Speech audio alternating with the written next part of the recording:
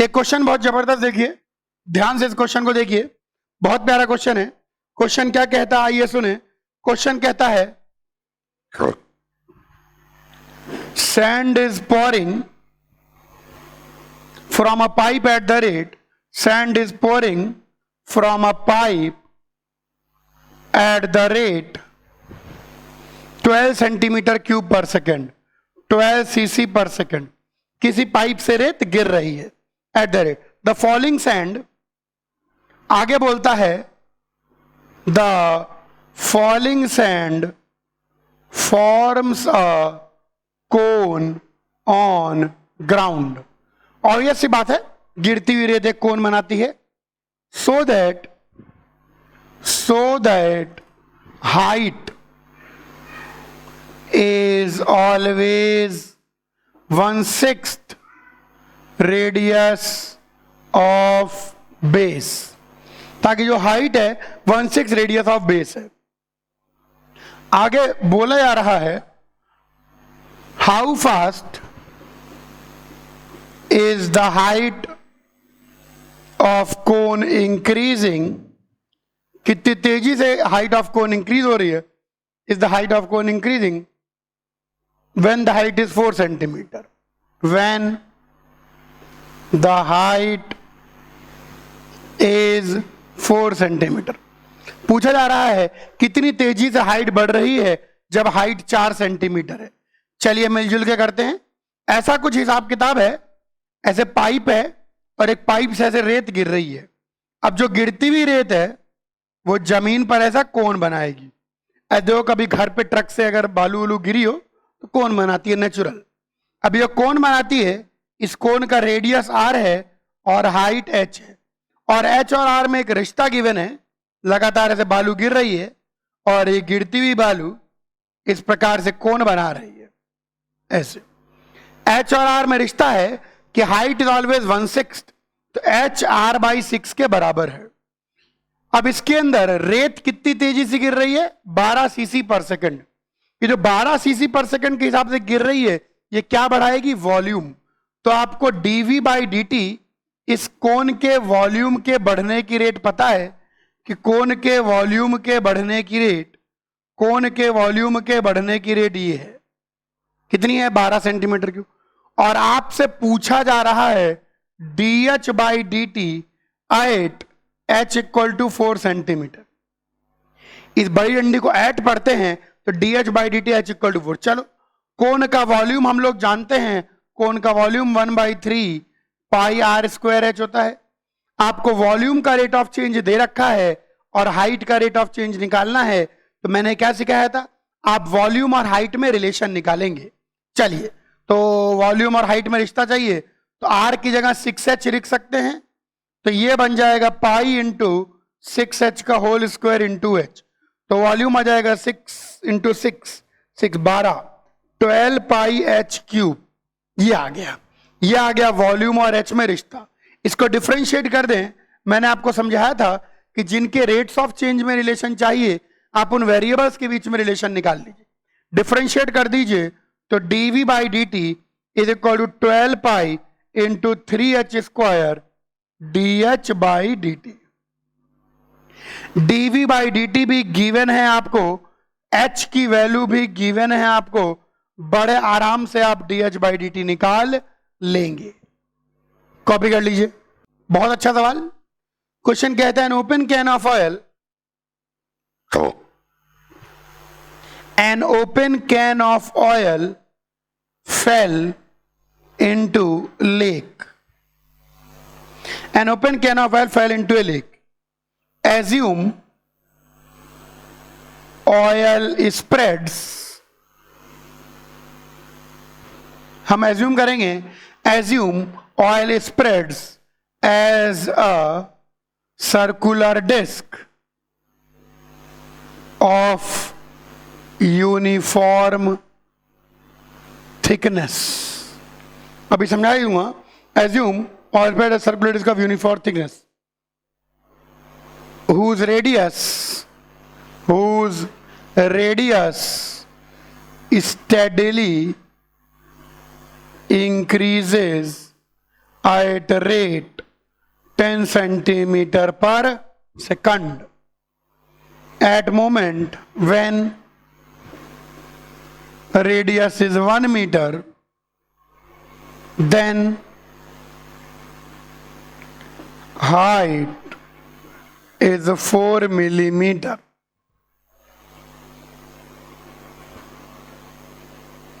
How fast, आगे बोलता है how fast is the height decreasing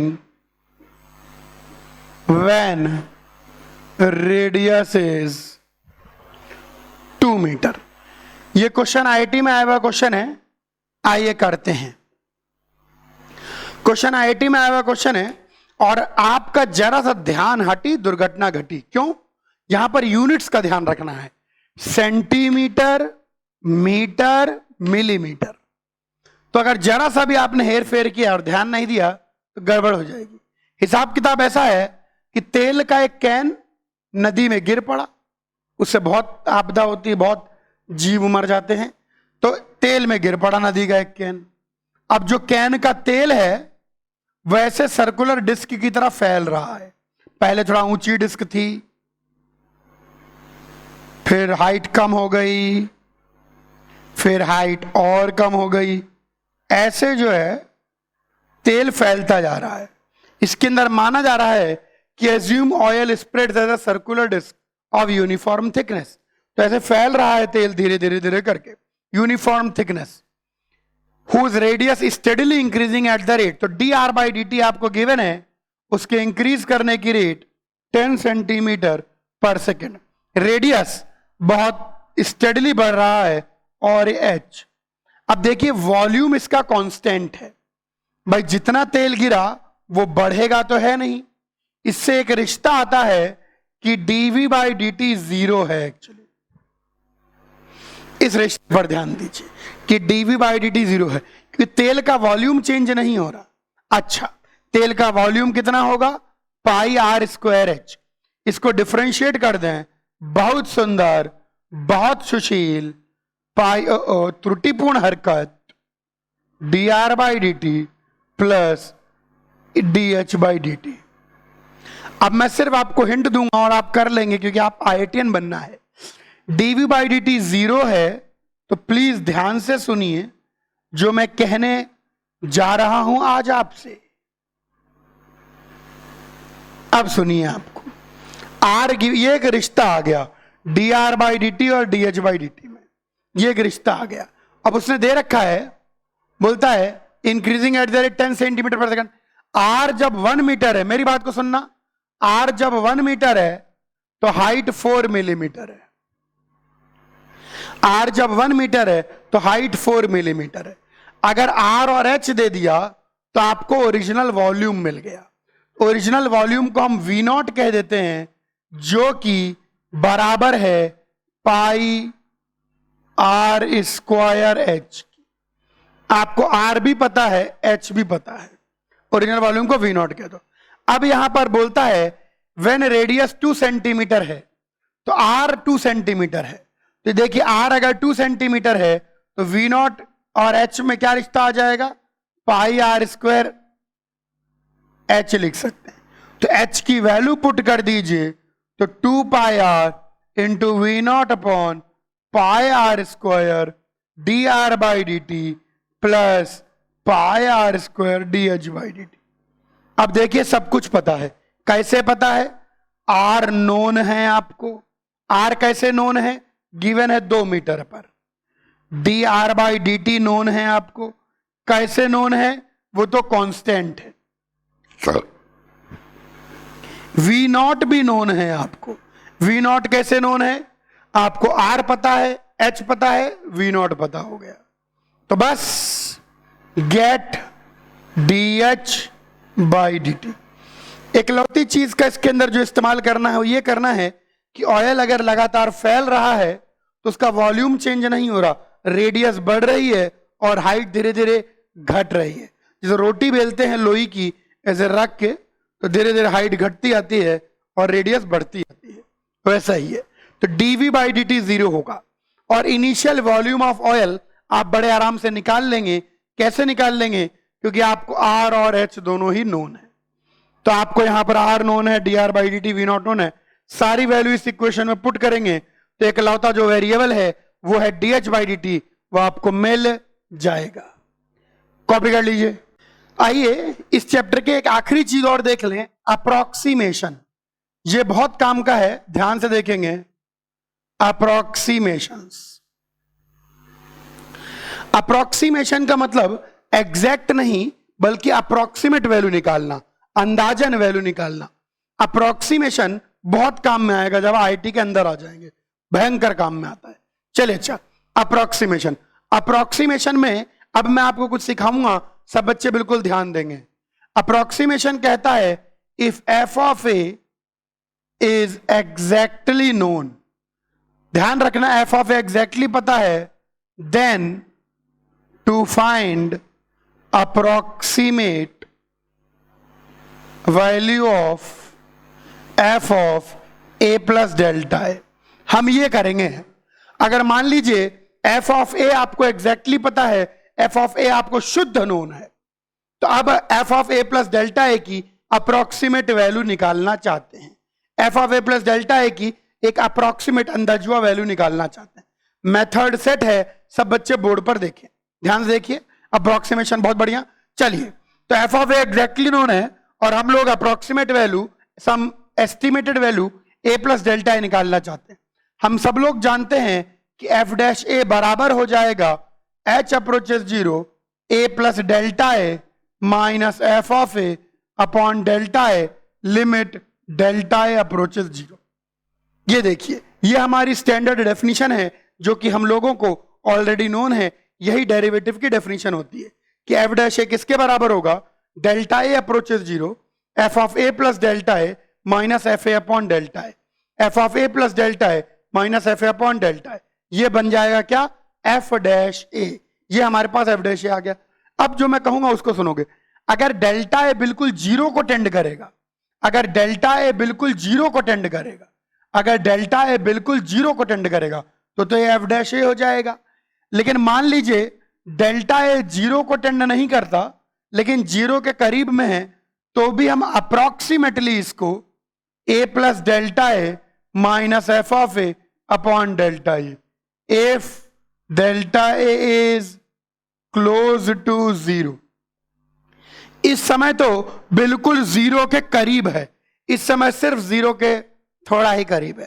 तो ठीक है, एग्जैक्टली तो नहीं लिख सकते लेकिन अप्रोक्सीमेटली इसको ऐसा लिख सकते हैं, डेल्टा ए से क्रॉस मल्टीप्लाई कर दें, एफ ऑफ ए को इधर ले आए तो मिल गया कि f of a plus delta a is approximately equal to f of a plus f dash a into delta a. ये दुनिया का सबसे बढ़िया अप्रोक्सीमेशन है। इसकी डिग्री बढ़ा सकते हो, इसको कहते हैं सिंगल डिग्री अप्रोक्सीमेशन। इसमें डिग्री बढ़ा सकते हो आप, है ना, लेकिन ये अपने काम का यही है। तो f of a plus delta a is very well equal to f of a plus f dash a into delta a. Delta a ये मिल गया। अब इसके अंदर कैसे सवाल आते हैं मैं बताता हूं आपको, सब बच्चे बोर्ड पर देखेंगे। एक छोटे तुच्छ क्वेश्चन से शुरुआत करेंगे, जैसे कोई बोले फाइंड अप्रॉक्स रूट 26। अब आपको कोई भी सवाल आएगा तो आपको find F x A and delta A so that F of a is exactly known and delta A is as small as possible। यही चीज इसमें ध्यान देनी होती है। कोई भी क्वेश्चन गिवन होगा तो आपको एफ ऑफ एक्स ए और डेल्टा ए ऐसा निकालना है ताकि एफ ऑफ ए तो एग्जैक्टली नोन हो और delta A as small as possible हो। इस क्वेश्चन के लिए हम फंक्शन को लेंगे रूट एक्स, ए को लेंगे 25 और डेल्टा ए को लेंगे 1। यही है। अब बस सिर्फ आप ये फॉर्मूला लगा दीजिए और आंसर आ जाएगा। तो अब आप बोलेंगे f of a plus delta a, यानी f of a plus delta a कितना हो गया, a plus delta a is approximately equal to f of a plus f dash a. Root x का डेरिवेटिव 1/2 रूट एक्स, तो 25 into delta ए 1, तो यानी √26 approximately 5 plus 1/10 यानी approximately 5.1 होता है। हर बार क्वेश्चन में यही करना है, यही होता है। आपको कोई भी सवाल दिया जाए, भी अपन 2-3 सवाल और लेंगे, आपको कोई भी सवाल दिया जाए, आप fx देखिए, a देखिए और डेल्टा ए देखिए, शर्त ये होगी, सोच ये होगी, बुद्धि ये होगी, बारीकी ये होगी कि f of a exactly known हो and delta is as small as possible, f of a exactly known हो और delta is as small as possible. यही बुद्धि लगानी है। तो fx √x ले लेंगे, a 25 ले लेंगे, डेल्टा a 1। देखो डेल्टा a 1 ले लिया तो बच्चे सोचते हैं डेल्टा a क्लोज टू 0, तो नहीं है, नहीं है, इसीलिए तो अप्रोक्सीमेट वैल्यू मिल रही है। डेल्टा a 0 के जितना करीब होगा ये फॉर्मूला आपको उतनी एक्यूरेट वैल्यू देगा। ये तो बहुत हाईली इनएक्यूरेट वैल्यू है, लेकिन फिर भी अगर आप √26 निकालेंगे तो 5.1 के आसपास कहीं ना कहीं आएगा। कॉपी कर लीजिए। चलो और क्वेश्चन लेते हैं। मान लीजिए छोटा सा क्वेश्चन है, find approx let's say 327 cube root of 26। अब की बार क्यूब रूट ऑफ 26 निकालना है, तो अब आपको फंक्शन आइडेंटिफाई करना है। तो फंक्शन तो हम क्यूब रूट ऑफ x लेंगे, a को लेंगे 27 और डेल्टा a लेंगे -1। ध्यान देना डेल्टा a नेगेटिव भी हो सकता है, पॉजिटिव भी हो सकता है। तो a को 27 ले लिया। क्यों ले लिया 27? ताकि f of a exactly known हो। अब क्या कहता है कि f of a plus delta a is approximately equal to f of a plus f dash a into delta a। तो f of a plus delta a यानी cube root of 27 - 1 is f of a cube root of 27 f dash a। तो f dash x निकाल लें, x की power 1/3, तो 1/3 x की power 2/3, तो यह आ जाएगा 3 इंटू 27 की पावर 2/3 इंटू -1। बस सारी वैल्यू पुट कर दीजिए। आ गया cube root of 26 is approximately equal to 3 plus क्यों माइनस, यहां पर अगर देखें हम इसको तो 27 का क्यूब रूट 3 का स्क्वायर ना 27 1/27 ही आ गया। यानी cube root of 26 approximately 27 3 81 80/27।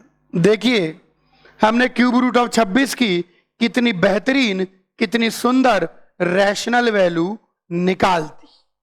Copy कर लीजिए। एक और क्वेश्चन देखिए, बहुत प्यारा क्वेश्चन है, ध्यान से इस सवाल को देखिए। क्वेश्चन कहता है in a triangle ABC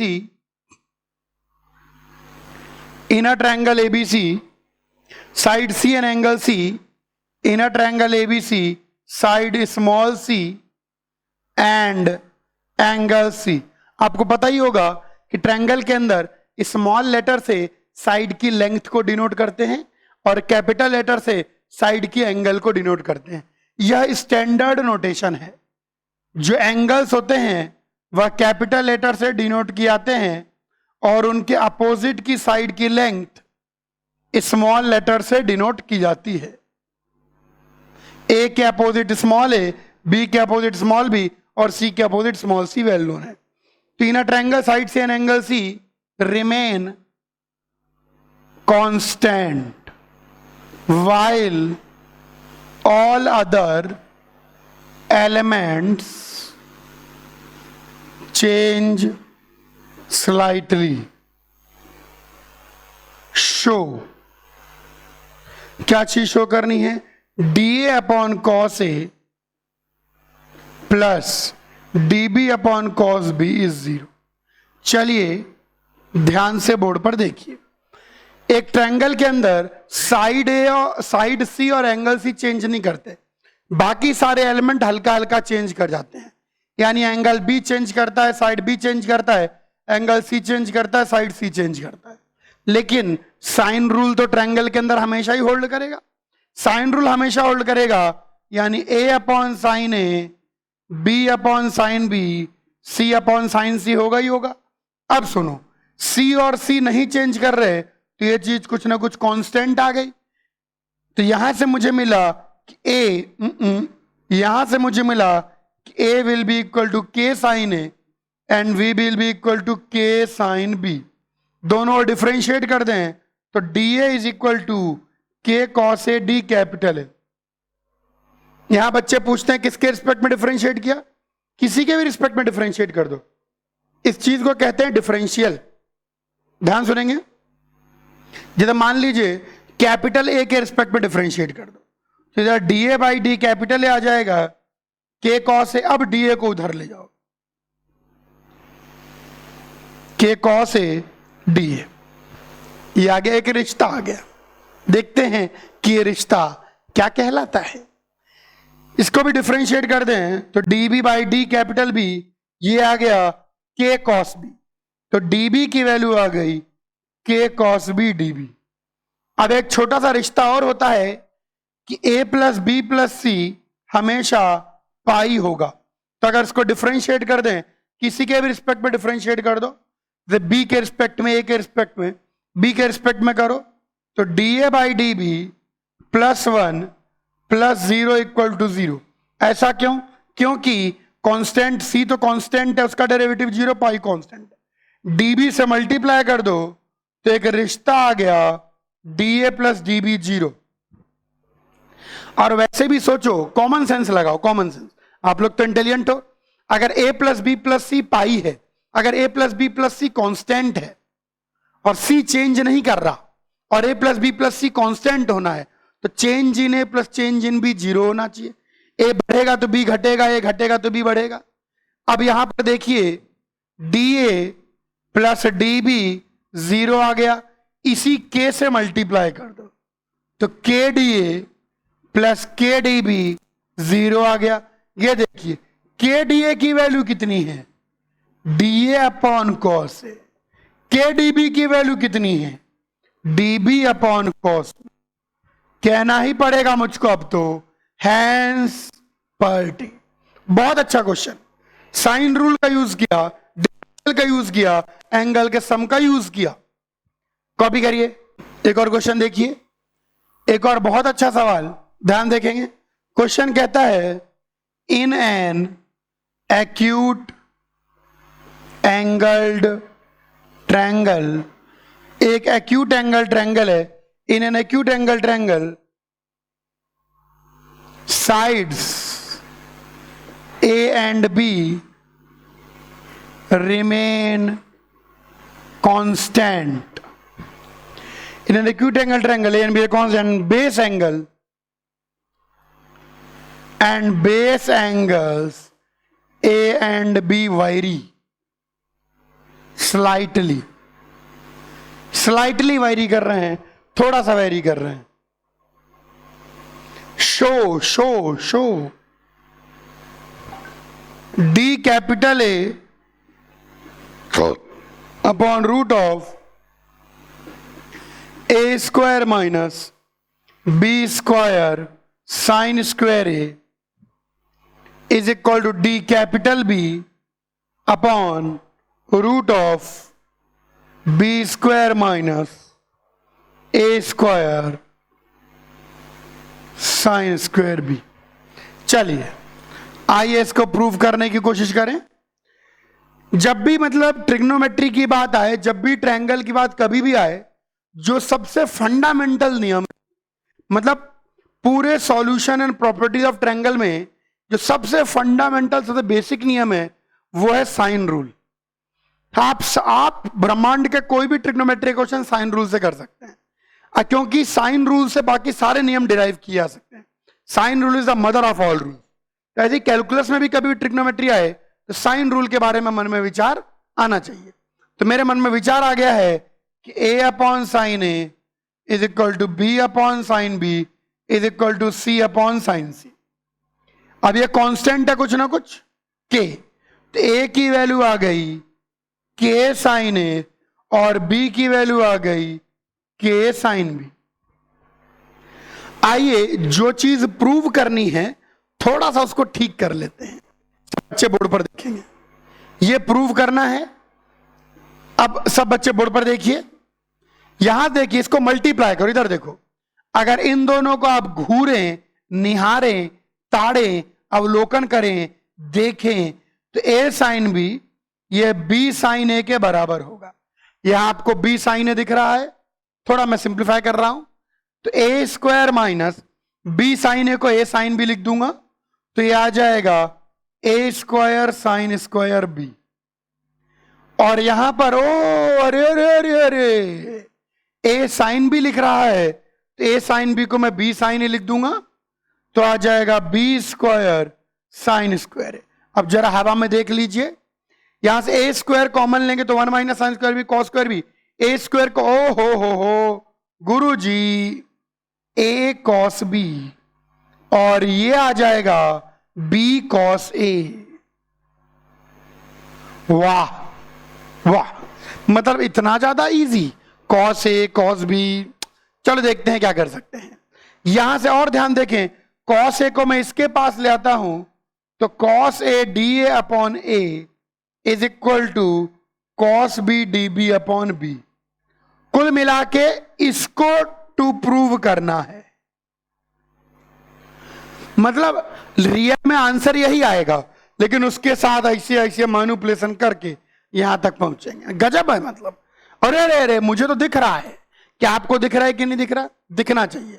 board पर देखिए, इसी रिश्ते का रेसिप्रोकल ले लें तो sine A upon A is equal to sine B upon B. ठीक है, ए और बी कांस्टेंट है, डिफरेंशिएट कर दें किसी के भी रिस्पेक्ट में, जैसे मान लो बी के रिस्पेक्ट में कर दिया, तो साइन ए का डेरिवेटिव कॉस ए तो कांस्टेंट है, इंटू ए का डेरिवेटिव डी ए upon d b, sine b का derivative cos b upon b, D b से क्रॉस मल्टीप्लाई कर दें तो cos A D A upon A is equal to cos B D B upon b. ओहो, hence proved. Copy कर लीजिए। एक और बहुत अच्छा कंसेप्ट टेंजेंट नॉर्मल से जुड़ा हुआ यहां बताने जा रहा हूं, मैक्स एंड मिन डिस्टेंस बिटवीन टू ज्योमेट्रीज। मैं ध्यान से समझाऊंगा और आप ध्यान समझेंगे। आज मैं बताने जा रहा हूं मैक्सिमम और मिनिमम डिस्टेंस दो ज्योमेट्रीज के बीच में। सब बच्चे पहले सुने फिर कॉपी करें। मान लीजिए एक कर्व गिवन है और एक पॉइंट गिवन है, या मान लीजिए एक कर्व गिवन है और एक लाइन गिवन है, और मान लीजिए एक कर्व गिवन है और एक और कर्व गिवन है। ध्यान से सुनिए, कर्व और पॉइंट के बीच में मैक्स या मिन दूरी जो भी आएगी कॉमन नॉर्मल के अलोंग आएगी, यानी एक ऐसी लाइन के अलोंग आएगी जो पॉइंट से पास करेगी और कर्व को नॉर्मल होगी। यही दूरी मैक्सिमम या मिनिमम दूरी होगी, यहां इसको परपेंडिकुलर होगी। ध्यान रखें, between point and curve max और मिन distance will occur along a line through point and normal to curve। जो मैक्सिमम या मिनिमम दूरी आएगी वो एक ऐसी लाइन के अलॉन्ग आएगी जो लाइन पॉइंट से पास करेगा और गिवन कर्व को नॉर्मल होगा। ये जो पॉइंट ऑफ नॉर्मलसी निकल के आएगा और ये जो दूरी निकल के आएगी, यही दूरी पॉइंट और कर्व के बीच की या तो मैक्सिमम होगी या तो मिनिमम होगी। अब मैक्सिमम मिनिमम कैसे होगी वो हम बता देंगे बाद में। ध्यान रखना, पहले मैक्सिमम या मिनिमम दूरी को देखें। इधर एक और शब्द आता है मैक्स या मिन को, इनको कंबाइंड वे में एक्सट्रीम वैल्यूज भी कहते हैं। क्या कहते हैं? Extreme values. जैसे कोई बोले find the extreme value, extreme value मतलब मैक्सिमम या मिनिमम। ये आ गया। अच्छा, एक लाइन और कर्व को देखें। लाइन और कर्व के बीच में भी जो मिनिमम दूरी आएगी या जो मैक्सिमम दूरी आएगी वह कॉमन नॉर्मल के अलॉन्ग आएगी। कॉमन नॉर्मल के अलॉन्ग आएगी मतलब एक ऐसी लाइन के अलॉन्ग आएगी जो कि लाइन को भी परपेंडिकुलर हो, कर्व को भी परपेंडिकुलर हो। मैक्स और मिन distance between line and curve will occur along their common normal। इसी बात को एक और तरीके से इंटरप्रेट किया जा सकता है, ध्यान देखें, ये याद रखना है।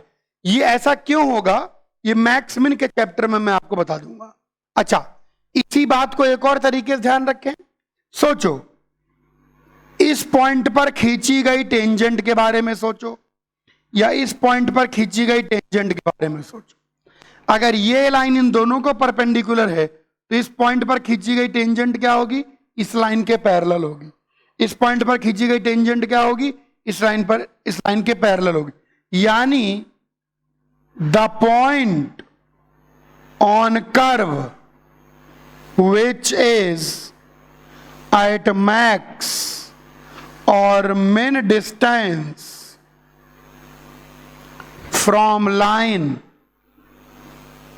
will be a point at which tangent drawn is parallel to given line। Question ये कहता है, जो पॉइंट लाइन से मैक्सिमम या मिनिमम दूरी पर होगा, जो पॉइंट लाइन से मैक्सिमम या मिनिमम दूरी पर होगा, उस पॉइंट पर खींची गई टेंजेंट इस लाइन के पैरेलल होगी। कॉमन सेंस है, अगर मैक्स या मिन दूरी कॉमन नॉर्मल के अलोंग ऑकर करती है तो यह इस पॉइंट पे नॉर्मल है, तो यह लाइन इस पॉइंट पे खींची गई टेंजेंट के परपेंडिकुलर है, यह लाइन इसके भी परपेंडिकुलर, यह लाइन इसके भी परपेंडिकुलर, यही लाइन दोनों लाइनों के परपेंडिकुलर, तो दोनों लाइनें आपस में पैरेलल। ध्यान रखना, यह विशेष केस है। कर्व का जो पॉइंट किसी लाइन से मैक्सिमम या मिनिमम दूरी पर होगा, कर्व का जो पॉइंट किसी लाइन से मैक्सिमम या मिनिमम दूरी पर होगा, तो उस पॉइंट पर खींची गई टेंजेंट इस लाइन के पैरेलल होगी, तो उस पॉइंट पर खींची गई टेंजेंट इस लाइन के पैरेलल होगी। आखिरी केस पर आ जाएं, दो कर्वों के बीच में भी मैक्सिमम या मिनिमम दूरी कॉमन नॉर्मल के अलोंग आती है। मैक्स और मिन distance between two curves occur along their common normal। कुल मिला के हम जनरलाइज कर सकते हैं कि किसी भी दो ज्योमेट्री के बीच में मैक्स मिन डिस्टेंस उनके कॉमन नॉर्मल के अलोंग आएगी। किसी भी दो ज्योमेट्री के बीच में मैक्स मिन डिस्टेंस उनके कॉमन नॉर्मल के अलोंग आएगी। पॉइंट और कर्व के बीच में मैक्स मिन डिस्टेंस भी कॉमन नॉर्मल, लाइन और कर्व के बीच में मैक्सिमम डिस्टेंस कॉमन नॉर्मल, और दो कर्वों के बीच के भी मैक्सिमम डिस्टेंस कॉमन नॉर्मल। अब यहां पर इस केस में थोड़ा एक्स्ट्रा फायदा होता है कि कर्व का जो पॉइंट लाइन से मैक्सिमम या मिनिमम दूरी पर होगा, उस पॉइंट पर खींची गई टेंजेंट लाइन के पैरेलल हो जाएगी। लेकिन आया कंसेप्ट वहीं से है कि दो ज्योमेट्री के बीच में मैक्सिमम डिस्टेंस कॉमन नॉर्मल के अलोंग ही ऑकर करेगी। कॉपी कर लें, मैक्स और मिन। अब वो कॉमन नॉर्मल के अलोंग मैक्सिमम आ रही है कि कॉमन नॉर्मल के अलोंग मिनिमम आ रही है, वो पता लगाना मैं अभी आपको सिखाऊंगा। लेकिन चाहे मैक्सिमम आए चाहे मिनिमम आए, आएगी वो कॉमन नॉर्मल के अलोंग ही। कॉपी करिए।